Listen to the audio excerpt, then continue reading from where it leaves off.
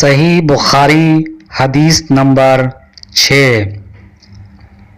حضرت ابن عباس رضی اللہ عنہ سے روایت ہے کہ رسول صلی اللہ علیہ وسلم سب لوگوں سے زیادہ سخی تھے، خصوصاً رمضان میں جب حضرت جبرائیل علیہ السلام سے آپ کی ملاقات ہوتی تو بہت سخاوت کرتے، اور حضرت جبرائیل علیہ السلام رمضان المبارک میں ہر رات آپ سے ملاقات کرتے اور آپ ان کے ساتھ قرآن مجید کا دور فرماتے۔